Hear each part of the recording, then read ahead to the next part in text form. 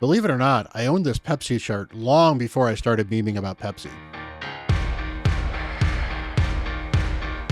Hello everyone, Bront, CatHerder here. We're having some fun talking Raid Shadow Legends, and we are here on the free-to-play account, but it's not really going to matter. I do want to thank Polarium for sponsoring this video. Raid, you guys are absolutely amazing, and it's a fun game that you've got here. I'm definitely enjoying it. That said, I think there's some stuff that you could do a little bit better. Now, I'm not going to criticize them on the rebalancing issue. I've had a video on that one. There's been plenty of discussion on it, and I don't think it's, a good constructive thing to do to keep on beating them over that. But that said, there are other things that they could definitely work on in-game that I think would be helpful and an improvement for a large majority of players. So we're going to talk about some of those things. Some of them I may have talked about beforehand. Some of them I'm not going to talk about because, I've already talked about them several times. So I'm going to try to bring some new ones into light as well. But one of the things that I have not had a chance to talk about yet, which is a shame because I've shot several videos on it, is this wonderful background right here. Polarium,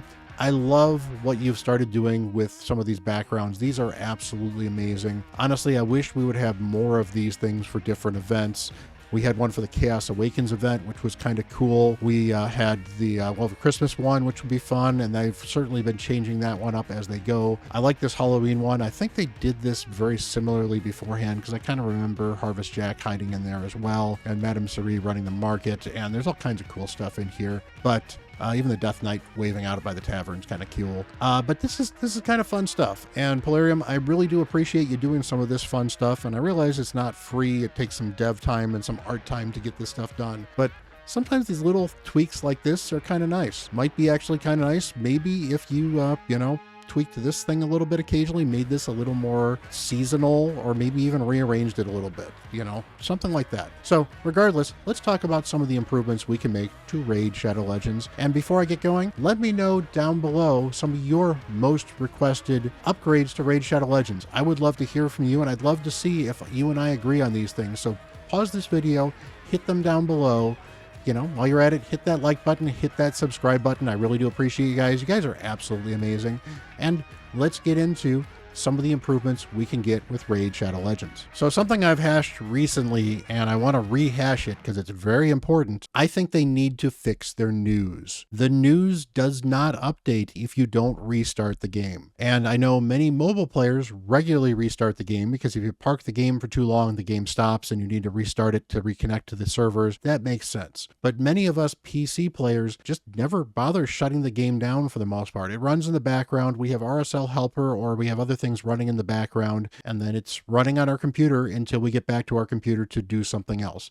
People use auto clickers for this stuff. There's all kinds of things you can do to keep Raid running in the background on a PC, and it's one of the ways that PC is a great way to play Raid Shadow Legends. But the fact that the news doesn't cycle and doesn't update is still very, very frustrating. And you might say, Bront, well, that probably means they need to redesign the news panel. Well, they did. They recently redesigned the news panel within the last year, I believe, and they didn't fix it. On top of that, you know what they have been able to fix and they have been able to do? These offers regularly cycle in, spawn in, populate, and update. Do something like this. Honestly, not that this is the best way to deal with news, but hey, this would be a nice way to deal with news if you have to reuse this interface. I can see different articles, and you could make them by week, and you can add them in there, and then the articles could eventually expire if they become obsolete. I guess you don't really want the news to expire because it's nice to be able to go back, and that's one of the things you can do in the news cycle here. You can actually scroll down and go and look. Well, I guess you can't anymore. You actually cannot go back too far. All we can see is a couple of things for general news and the featured news here as well. Might be nice if maybe general news, everything from featured news eventually moved over to general news, so you could eventually scroll down here for a while. I realize it's a lot of loading, but it would be kind of nice.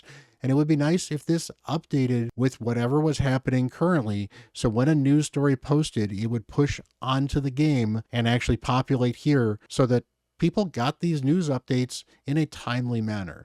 Because here's the other problem. Say, for example, I'm playing this game on my mobile phone when this Drop Fever event thing posts. And, to be fair, this is not important news because most of us figured this was going to kind of happen anyway with the fusion. We just didn't know what artifacts were going to be running. So, hey, there's the Reflex. It's going to be Undead Faction for the Spiders. It's going to be Fire Knight Savage, and it's going to be Speed and Dragon's Lair. Really, really good sets from all the dungeons. Makes sense. That's what they often do. But it would have been nice if, say, I happen to be, in the game and hey, Ice Golem's going to flip over soon, and this news drops right before Ice Golem flips over, and I can look at it and say, oh, cool, Reflex. Maybe I should put a little extra energy into that because that makes it worthwhile to farm, the Ice Golem for me. It would be just so nice to be able to get this news in a timely manner and push it to people.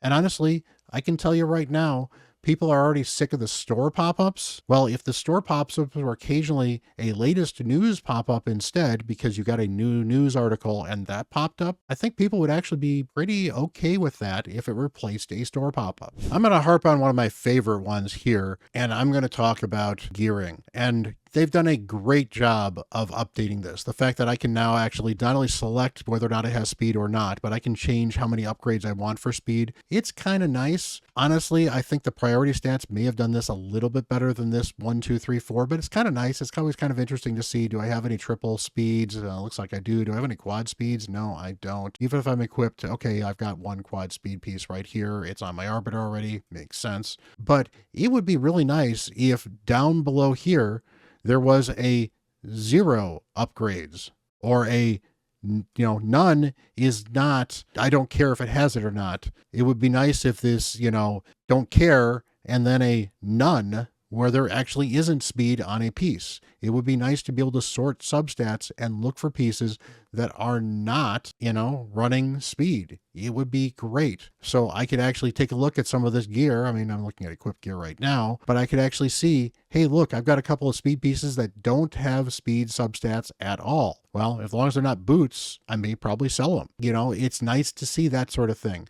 Crit rate or crit damage, for example. I could actually take a look at things that don't have crit rate, or I could say, I want crit rate and crit damage, but what if I want something that doesn't have crit rate or crit damage? Because maybe I want somebody that cannot crit and doesn't do damage. Would be just so much easier to build champions if I could have that extra flag to say, does not have or exclude in some way, shape, or form. That would be great. In fact, exclude is probably a good way to put it instead. So you have none, and then below none, you would say exclude, and that would exclude anything with a crit rate substat. There is so much confusion about the mercy system, and one of the things that Plarium actually has done, which I commend them on, is in their prism shards, you can actually see where your mercy is, because if you pull enough shards and you don't get a legendary, your odds of getting the legendary champions will actually increase on the main page. It will actually show you your mercy. Now, that is a heavily monetized system, so I kind of get why they want to taunt you into pulling more of those, because hey,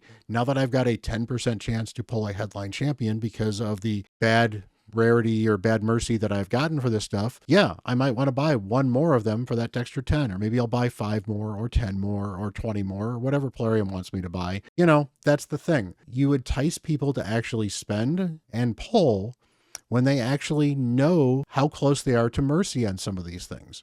It becomes an incentive and not a disincentive. People not knowing their mercy are very often likely to say, I'm not pulling on this event because I don't know my mercy, while they're very, very close. And if they knew they were that close, they might actually decide to pull. That is an important thing that I think Plarium has really missed the gate on here. I think that they really could do a much better job by showing the mercy. And like I said, I don't need it to be out here, although I think honestly, sticking it out here would be nice. You've already got it out here for the prism shards. You've got it technically out here for remnant shards. Stick it front and center here. Your odds of an epic are this. Your odds of a legendary are this. And even if you're not going to necessarily show us the mercy counter, which would be the best way to deal with this, if you at least show us that we're in mercy, then maybe we'll see, oh, look, my odds have changed. I'm in mercy. maybe I should, go and spend, a few gems and get a few more ancient shards, because if I'm going to get this 1+1, it actually is worth investing in because I'm closer to Mercy than I thought. Something like that, and again, I'm not using spending free resources here, but you know what? When people know the odds are better for whatever reason, people are more likely to spend. It's the reason people tend to buy shards closer to 2x's or, summoning events where they can get good champions than they do just in the middle of the week when they might just randomly yeet shards for no readily apparent reason. There are plenty of things to do that would be incentivized for people to spend, as well as incentivize people to possibly pull, or I guess in some cases not pull. So there is always occasionally the disincentivization of, I know my odds and my odds aren't good, so maybe I won't pull. But I think being more public with them will give people a more positive view of them, because they will see when the number goes up more often, and the number going up will make them feel more interested in actually pulling shards. And I think Polarium really has missed the boat in that. And it's something they're doing in other content, which is why I'm calling them out on it. Now, here's something that Polarium has actually changed recently, and I found it kind of interesting, and I'm not sure where I stand on this one. So I actually kind of want to ask you guys in the comments below. One of the things Polarium did recently is they changed how the index worked. And to be fair, I found out while filming a video with Ash, and he found out at the same time as well. Apparently in 10.8 or 11.8, whatever the last patch was, they changed how the index works. And the index now only shows champions that you have on your account. So you'll see here, Gom is blocked out.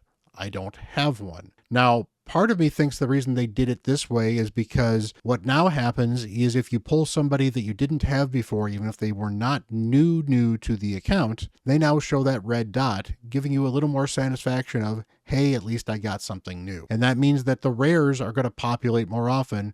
And I don't know if the red dots come back on these or not. If the red dots come back, that is going to be actually a frustrating update. So Raid, do not do that. But even if the red dots don't come back, the fact that I've had a Gom, and I know I've had one because I had to fuse him to be able to fuse, I don't remember who I had to fuse for him. Was that Donatello maybe? I don't know. I had to fuse somebody with Gom. It wasn't Donatello, it was Titus probably. Regardless, I don't have a Gom because I used him in the fusion, so I don't have a Gom. That's fine.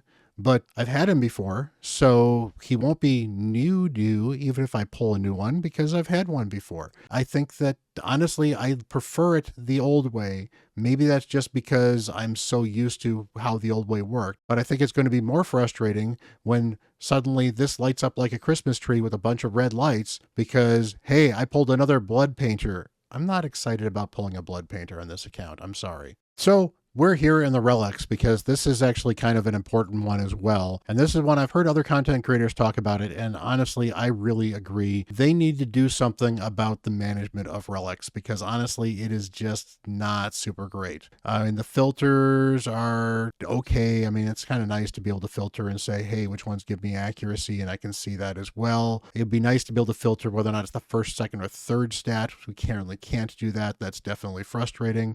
The level's kind of nice, although it's kind of weird that it's not, 0, 1, 2, 3, whatever else. Why not make it, 0 to 3, 4 to 6, 7 to 9, whatever else? Because honestly, how often are you going to be leaving something at +8 for whatever reason? Who knows? The rank is kind of nice.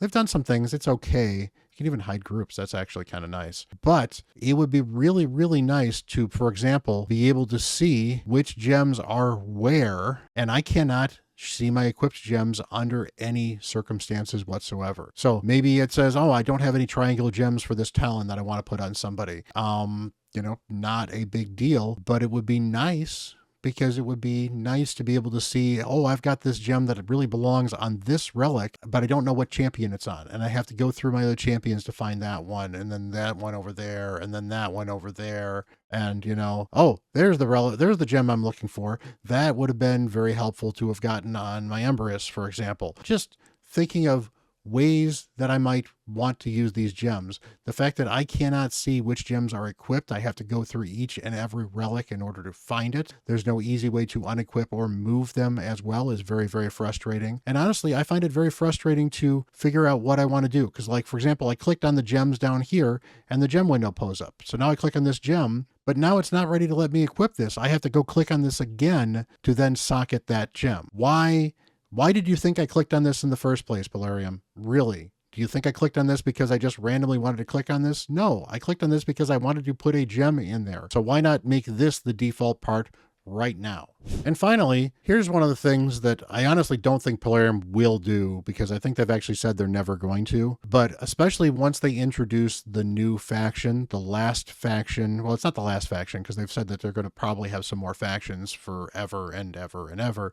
But when they introduce the 16th faction, I would actually like to see them add 4 more parts of campaign. And even if they want to call it extended campaign, that's fine. If they want to add new gear sets to it, or maybe just make a couple of more gear sets available in campaign that are, not great sets, because a lot of the campaign sets are not super great, it'd be fine. And if honestly, farming 12, whatever, was the same as farming 13, 14, 15, and 16 as far as experience and silver and everything else, I'm fine with that too. I'm totally on board with there not being like experience creep in campaign. But what I would like to see is one of the things that the campaign is useful for is, hey, I need a demon spawn rare. I can farm for a couple of demon spawn rares. For example, Diabolist is actually not terrible for an early game account. You get give you some turn meter fill, decreased turn meter of enemies as well, gives you increased speed and does an AoE attack, and then has a sleep,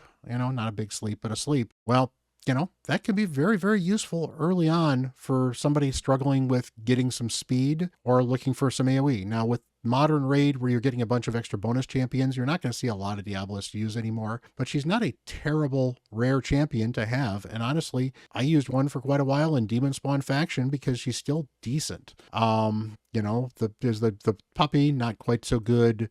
Executioner, still usable early on for Knights Revenant Faction Wars. Decentish champion, you can use him in a couple of areas, and then when you stop using him, you've got a rare that you can feed or do something else. He's also part of a fusion. These champions can be good. I mean, obviously the one that people talk about specifically is War Maiden. Very, very good with an AoE 3-turn decreased defense, and the big version as well once you book her up. And you can farm her for books. Well, one of the things we do not have is there is no way to farm a rare from the dwarves, from the Shadowkin, from the Sylvan Watchers, and from whatever the new faction is going to be coming. There are no way to farm rares for that, and no way to farm uncommons for that, which means, well, early game players can get locked out of faction wars just because they don't have champions for that faction at all, let alone having a single 4-star rare pretty much guarantees you can get past the first stage of faction wars minimum, which gives you something to do with those faction wars. And when you're very early on, that something to do can be a huge game changer for you, because you can get some extra glyphs, you can get extra crafting materials that might help you out crafting some stuff. It's not going to be amazing rewards, but it's better than getting nothing. So Polarium, I would love to see you expand campaign just a little bit. It'd be kind of fun. You can make a big deal out of it. You can even kind of add it down here if you wanted to, so it kind of tails off and goes back around, so you don't need to really extend the map that much. I think it would just be overall kind of fun.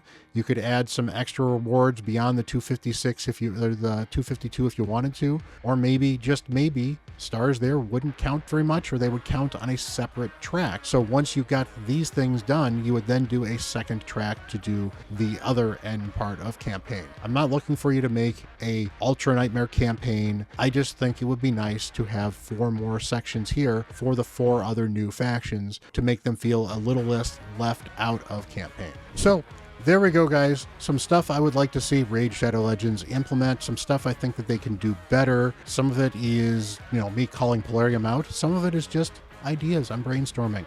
Some of these things are good and frustrating that they haven't actually implemented them. Some other things, I kind of get why they haven't been super important. But I think Polarium really could make Raid a much better game by making some of these improvements. These are player-friendly improvements, for the most part, that can help keep players playing Raid, can help make the game a little easier to manage, can generally overall improve the experience. And honestly, that's something that Raid really should be looking to, because the more improved the experience is, the more likely players are to stay, the more likely players are to spend, and overall, the better Raid is for us as a community. So Guys, again, I would love to hear some of your stuff down below. Let me know, did I hit some of your most wanted in this list here? Anything else you would love to hear me talk about? I like making these videos, and I know Polarium does watch some of this stuff because they have implemented some of the things, not specifically that I have called out for, but that other people, common people have been demanding, have called out. They have made some good quality of life changes. And honestly, they've done some good quality of life changes that I never thought to ask for, and they did it anyway, and they've been good. They continue to revamp the tavern. The tavern is so much better than it was 2 years ago, and they're continuing to make improvements with it. That is great. So Polarium, I am going to say bravo to you for continuing to invest in improving the game over the last year and a half. Let's keep it up. Let's make some of these improvements, and let's make Raid Shadow Legends even greater than it is right now. So appreciate you guys. You have a wonderful day, and until the next video, I am Bront CatHerder.